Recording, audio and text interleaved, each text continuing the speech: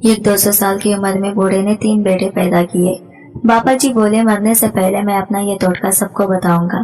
जो बे औलाद है, रात से पर्दा उठा तो रोंगटे खड़े हो गई। मेरे सामने मेरे वालिदैन की मैयतें पड़ी थी और मैं हार काट कर बैठी इनके चेहरे देख रही थी। क्या सुकून था इनके चेहरों पर। ऐसा लगता ही नहीं था कि जैसे इन्हें मेरी तन्हा रह जाने का कोई मलाल हो। मोहल्ले वालों को जब मेरे वालिदैन के इंतकाल का पता चला तो ये कहरम बर्पा हो गया था। हर आंख अश्कबार थी। लोग मुझसे लिपट कर रो रहे थे और मुझसे कह रहे थे कि बेटी तुम भी रो लो, तुम्हारा बड़ा नुकसान हो गया है, इसकी भरपाई मुमकिन नहीं है। अब तुम्हारे सामने ये एक उम्र पड़ी है। जबकि मेरी आंख तो ऐसी बेशर्म थी कि ये आंसू भी ना टपकाती थी। मैं तो ऐसे सदमे में घिरी हुई थी कि कुछ भी सोचने समझने से खासिर थी। मैं अम्मी अब्बू के सरहाने बैठी हुई थी। बड़ी देर यूं ही गुजर गई तो मैंने शिकवा कर ही डाला था। मैं बोली, आप दोनों ने मेरे साथ बड़ी ज्यादती कर डाली है। मुझे ये तो बताएं मैं किसके सीने से लग कर रोऊं, किसको अपने गम बताऊं।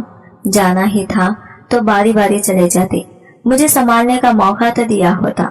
फिर मगरिब की अजान के बाद तदफीन का शोर उठा था। उफ, वो लम्हा कयामत खैज था। मैं खुद पर बांधे हुए तमाम जब्त खो बैठी थी। फिर जो मैं चीख चीख कर रोई तो किसी की ख्वाबों में कहाँ आती थी। मगरिब हो चुकी थी और मुझे सच में लगने लगा था कि अब मैं यतीम हो गई हूँ। मेरे वालिदैन को ले जाया गया था। मैं तो रोती ही रह गई। कई बार इनसे कहा भी कि मेरी वालिदैन को लेकर मत जाए, मैं जवान जहाँ लड़की अपने वालिदैन के बगैर कैसे रहूंगी। फिर भी किसी ने मेरी बात ना सुनी। खैर, हफ्ता भर मेरे साथ मोहल्ले की ये आंटी सोती रही थी, मगर फिर वो बेचारी भी कब तुम मेरा साथ दे सकती थी भला। आज मैं घर में तन्हा थी। हर कोने खुदरे से ऐसा ही लगता था कि अभी अम्मी आ जाएंगी और कहेंगी, सकीना नमाज पढ़कर जल्दी से आ जाओ, खाना तैयार है। अब्बू मेरे पास आएंगे और अम्मी से चोरी चोरी मुझे दही बड़े का शौबत थमाकर कहेंगे, ये रोटी के बाद खाना नहीं तो तुम्हारी अम्मी मुझे छोड़ेंगी नहीं। मैं पुरानी यादें याद करके हंस देती थी। मुझे बड़े लाडों से पाला गया था। मैं तो अपने वालिदैन की इकलौती औलाद थी। वो तो मेरी नजरों से जहान देखते थे। मैं कभी इनसे इतने अरसे के लिए जुदा नहीं हुई थी।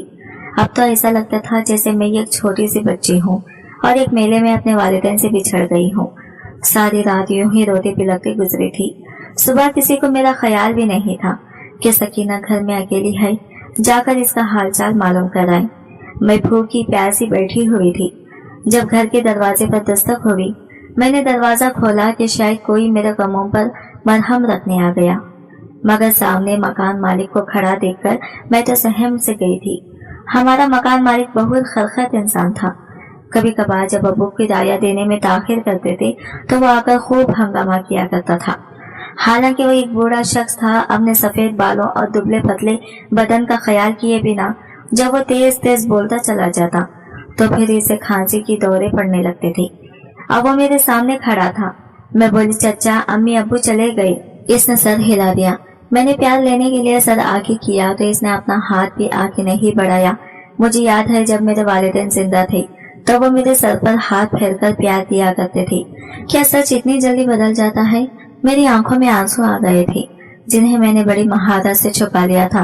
वो कहने लगा, मैं दूसरे शहर गया हुआ था, तुम्हारे वालिदैन की मौत का इल्म नहीं हुआ। आज ही वापस आया हूँ तो मुझे ये बुरी खबर सुनने को मिली। मेरा दिल बहुत गमज़दा हो गया है। बताओ क्या हुआ था इन्हें? दोनों एक साथ चल बसे। तुम पर तो गम का पहाड़ टूट पड़ा है। मैं एकदम से फूट फूट कर रोने लगी थी। मैं बोली, चचा अम्मी को कुछ दिनों से खाई थी। अब्बू ने कई बार अम्मी से कहा कि पड़ोसन के साथ जाकर दवा ले आओ, मगर अम्मी बार बार टाल देती थी। इस दिन अब्बू ने काम से छुट्टी की और बोले, चलो आज मैं तुम्हें डॉक्टर के पास लेकर चलता हूँ। अम्मी ने बहुत बार टालने की कोशिश की मगर अब्बू ने इनकी एक ना सुनी। वो अम्मी को अपने साथ जबरदस्ती ले गए थे। रास्ते में इनका एक्सीडेंट हो गया और वो दोनों मुझे छोड़कर चले गए। मालिक मकान बोला, बहुत अफसोस हुआ मुझे। आज खैर अब तुम्हारा गुजारा कैसे हो रहा है? कमाने वाला बाप तो चला गया। मैंने नजरें झुका दी और बोली, अभी तो बस हो रहा है गुजारा। मोहल्ले वालों ने मेरे सर पर हाथ रखा हुआ है। मालिक मकान बोला, अच्छा तो तुम खैरात पर पड़ रही हो। ये बात सुनकर तो मैं सख्ते में आ गई थी। आंखों से आंसू गिरते जा रहे थे। मेरे मुंह से एक लफ्ज नहीं निकला। फिर वो कहने लगा, सकीना मैं एक कारोबारी इंसान हूँ, आज मालिक मकान के मुंह से अपना नाम सुनकर मुझे बहुत अजीब लगा था। इसने कभी मुझे मेरे नाम से मुखातिब नहीं किया था। वो तो मुझे हमेशा बेटी बेटी कहकर पुकारता था, मगर आज इसने बेटी कहना भी गवारा नहीं किया था। वो मजीद बोला, मुझे तो अपना किराया वक्त पर ही चाहिए होता है। मैं इस मामले में कोई रियायत नहीं करूंगा। आज महीने की 10 तारीख है, 15 तक मुझे किराया दे देना। मेरा दिल चाहा कि मालिक मकान से कह दूं कि चाचा मुझे थोड़ी सी रियायत दे दो, मगर इसकी बातें इतनी बुरी लगी थी मेरे दिल को कि इसके सामने ऐसी बात करना मेरा ज़मीर ही गवारा नहीं कर रहा था।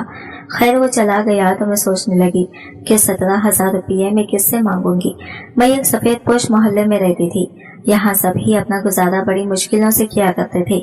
मैं मालिक मकान के जाने के बाद फूट फूट कर रोती रही थी। दोपहर तक मेरे पास मोहल्ले की चंद औरतें आई थी। उन्होंने मुझसे खाने का पूछा तो मैं हक्का बक्का रह गई।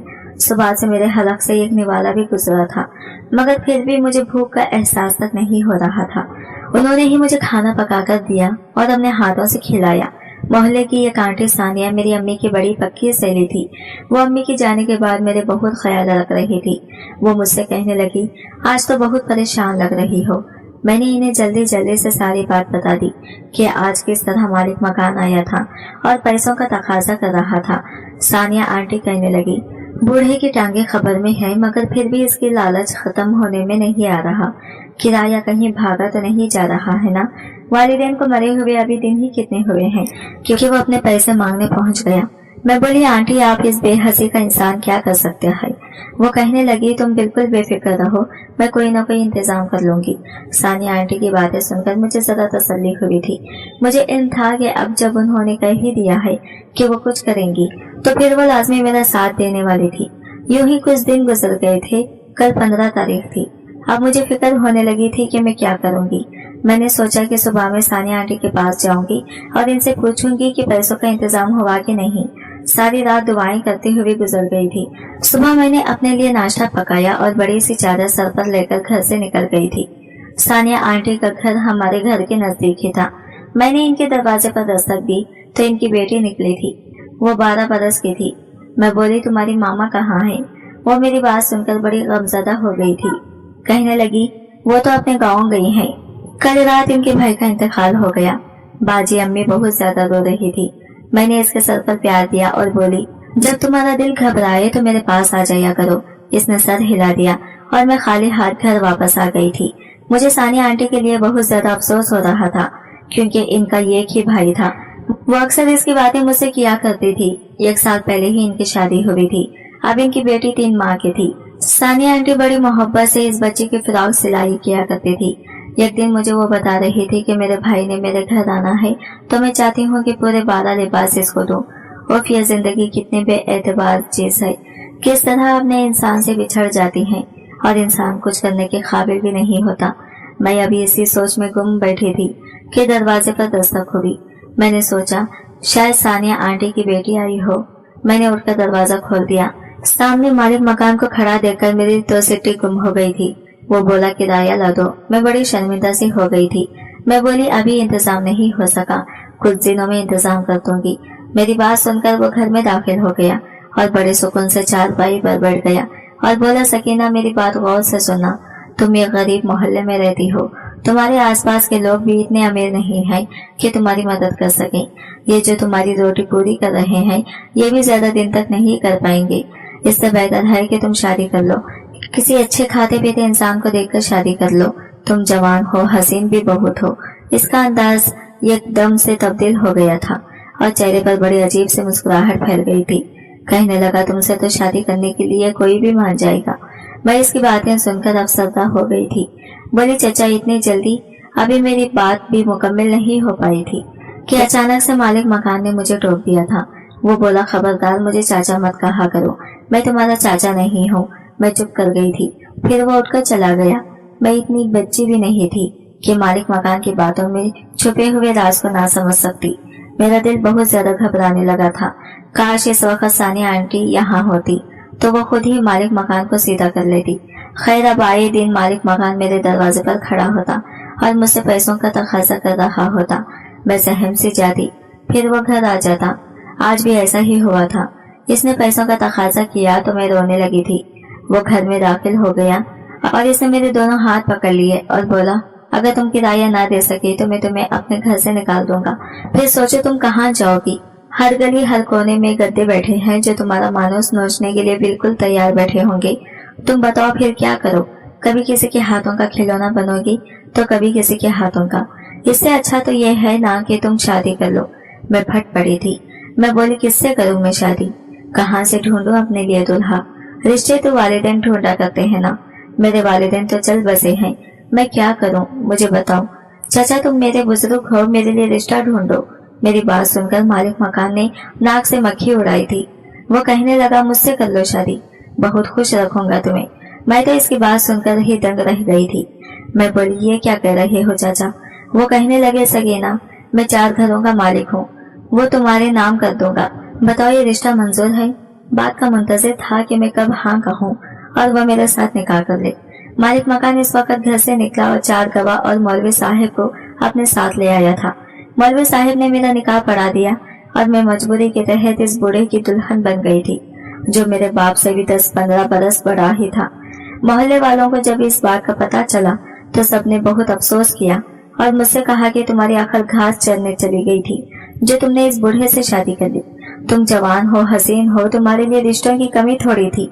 तब मैं फट पड़ी थी और फूट फूट कर रोने लगी और मोहल्ले वालों से सवाल करने लगी कि आप मुझे बताएं, जब ये मालिक मकान एक जवान लड़की के घर रोज रोज आता था तो क्या आप सोए हुए थे? क्या भी किसी ने इसे रोककर ये नहीं पूछा कि तुम यहाँ क्यों आए हो?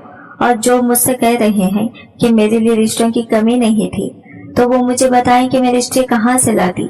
क्या मैं खुद घर घर जाकर अपने लिए रिश्ता ढूंढती? किसी ने तो मेरे सर पर हाथ रखना भी गवारा नहीं किया। सबको इस बात का इल्म था कि गलती पर है, इसीलिए सबको साम सुन गया था और मैं एक बूढ़े के साथ रुखसत होकर इसके घर चली गई थी, जिसके मुतालिक मुझे बस इतना मालूम था कि इसका नाम नासिर था और वो एक मालिक मकान था। खैर मैं भी आकर इसके घर चली गई तो मुझे ये देखकर हैरत नहीं हुई थी कि इसका घर बहुत ज्यादा खूबसूरत था। नासिर ने मुझे बताया कि वो इस घर में अकेला रहता है। इसके वालिदैन इंतकाल कर चुके हैं। इसने 3 शादियां की मगर तीनों बीवियां तलाक लेकर चली गई थी, इसलिए वो बाप भी नहीं बन पाया। नासिर कहने लगा, मैंने तुमसे शादी भी इसलिए की ताकि मेरी औलाद पैदा हो सके। मैं इस बूढ़े की बात सुनकर अपनी हंसी बड़ी मुश्किल से रोक पाई थी। इतना तो मुझे भी इल्म था कि नासिर की उम्र में अपने बच्चे पैदा करने वाली नहीं थी, बल्कि अपने पोते पोतियां खिलाने की उम्र थी। मैंने बड़ी मजबूरी में नासिर से शादी की थी। मेरी जवानी के सारे ख्वाब मिलिया मिट्टी हो गए थे। नासिर मुझसे बातें करके उठकर कमरे से बाहर चला गया था। मुझे लगा कि शायद वो बाहर से कुछ लेने गया होगा, मगर बड़ी देर गुजर जाने के बाद भी जब से कमरे में न आया, जिस मेरी आंखें भारी होने लगी थी, इसलिए मैं सोने के लिए लेट गई थी। आधी रात के करीब मेरी आंख नासिर की आवाज से खुली थी। वो कहने लगा, सकीना तुम सो क्यों गई? आज हमारी शादी की पहली रात है। आज से तो हमने एक दूसरे से बहुत सी बातें भी करनी है। मैं बड़ी मजबूरी में उठकर बैठ गई थी। खैर अब नासिर का ये मशगला था कि वो रात का खाना खाने के बाद कुछ देर मेरे पास बैठता और फिर उठकर दूसरे कमरे में चला जाता। नासिर इस कमरे को अंदर से बंद कर लेता था। इसने मुझसे कह दिया था कि सकीना तुम इस कमरे के करीब भटकना भी मत। मैं इसकी हर बात चुपचाप मान लिया करती थी, क्योंकि वो लाडली सी सकीना तो अपने वालिदैन के साथ ही दम तोड़ गई थी। खैर फिर वो आधी रात के वक्त कमरे में आता और मुझे आते ही जगा देता। मुझे नासिर की इस हरकत से बड़ी कौफत होती थी। इस तरह हर रात जागने की वजह से मेरी तबीयत खराब रहने लगी थी। मुझे चक्कर आते रहते थे और सारा सारा दिन मुझ पर गंदगी तारी होती रहती थी। एक दिन नासिर कहने लगा, सकीना तुम्हारी तबीयत ठीक नहीं रहती, क्या हुआ है? मैं बोली, नासिर आपको मुझे हर रात बातें करने के लिए जगा देते हैं, इसी वजह से मेरी नींद नहीं पूरी होती। नासिर कहने लगा, हाँ मैं औलाद के लिए ये सब कर रहा हूँ। मैं दूसरे कमरे में भी इसलिए जाता हूँ, मुझे तो लगता है कि तुम माँ बनने वाली हो। नासिर की बात सुनकर मैं हंसती थी। मैं बोली, आपने कभी सुना है क्या कि इस उम्र में किसी के यहाँ औलाद हुई हो? नासिर कहने लगा, नहीं सुना, मगर मुझे यकीन है कि मेरे घर औलाद जरूर होगी। चलो मैं तुम्हें डॉक्टर के पास ले चलता हूँ। मैंने सोचा कि डॉक्टर के पास जाने में कोई मजायका नहीं है। इस बूढ़े की खुशफहमी तो खत्म हो ना जाने किस गुमान में है कि इसकी यहाँ औलाद होने वाली है। यूं मैं नासिर के साथ डॉक्टर के पास चली गई। डॉक्टर ने मेरा तफसीली मायना किया और बोले, आप हामिला हैं। ऐसे वक्त में आपको अपने शौहर के साथ आना चाहिए था। मैंने नासिर की जानिब देखा और बोली, ये मेरे शौहर हैं। डॉक्टर दंग रह गई थी। मगर खैर इसने मुझे कहा कि तुम एक कम उम्र लड़की हो, इसलिए तुम्हें अपना बहुत ज्यादा ख्याल करने की जरूरत है। इसने मुझे चंद दवाइयां दी तो घर वापस भेज दिया। मैं तो इसी सदमे से निकल नहीं पा रही थी कि मैं हामिला कैसे हुई हूँ। मुझसे तो मेरा शौहर ही बर्दाश्त नहीं हो रहा था।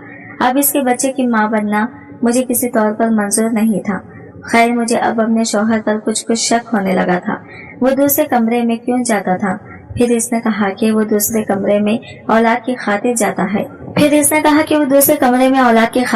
है। तो ये बात मेरी समझ से बाहर थी। दूसरे कमरे का औलाद से क्या ताल्लुक था?